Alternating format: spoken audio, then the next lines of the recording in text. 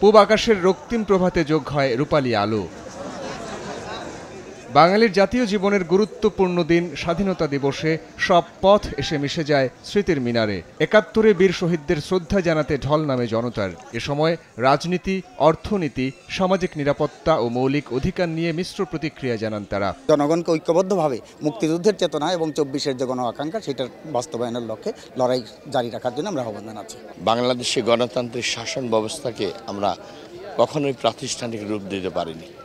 বারবার আমাদের গণতন্ত্র হোঁচট খেয়েছে। অন্ন, বস্ত্র, বাসস্থান, শিক্ষা এবং চিকিৎসা এই ৫টি মৌলিক অধিকার যেন নিশ্চিত হয়ে যায়। বিপ্লব ও ইতিবাচক সংস্কারের প্রত্যাশা পূরণের পাশাপাশি নারী ও শিশুর সুরক্ষা নিশ্চিতের আহ্বানও ছিল জোরালো।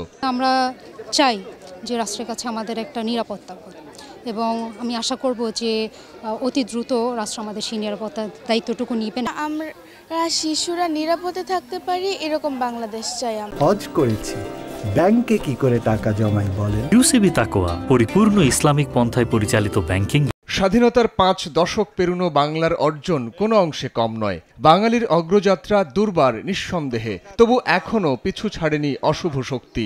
সব প্রতিকূলতার নাগপাশ ছিন্ন করবেই বাঙালি। রাজনৈতিক দুর্বৃত্তায়ন বন্ধে সব রাজনৈতিক দলগুলোকে বিভাজন ভুলে ঐক্যবদ্ধ হবার পরামর্শ তরুণদের। আমাদের যে ভবিষ্যৎ প্রজন্ম তারা যেন অন্ততপক্ষে একটি সুখী, সুন্দর, সমৃদ্ধশালী যে বাংলাদেশের কথা আমরা বলছি সেটি যেন আমরা তাদেরকে উপহার দিয়ে যেতে পারি। ২৪-এর গণ অভ্যুত্থানের পরবর্তীতে আমরা এমন একটি বাংলাদেশ চাই যেখানে রাজনীতির জন্য কোনো মায়ের বুক যাতে আরো খালি না হয়। শ্রমিকদের অধিকার আদায় ও ন্যায্যতা নিশ্চিত হবে কিনা এমন প্রশ্নও ছিল শ্রদ্ধা জানাতে আসা মানুষের কণ্ঠে।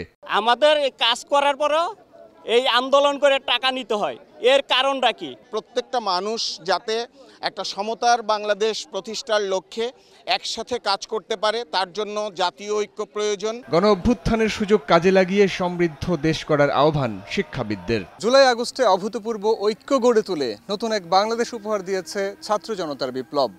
শ্রদ্ধা জানাতে আসা মানুষেরা বলছেন, বিপ্লবের এই চেতনা ধারণ করে সামনে এগিয়ে গেলে স্বাধীনতার এই অর্জন আরও সমৃদ্ধ হবে।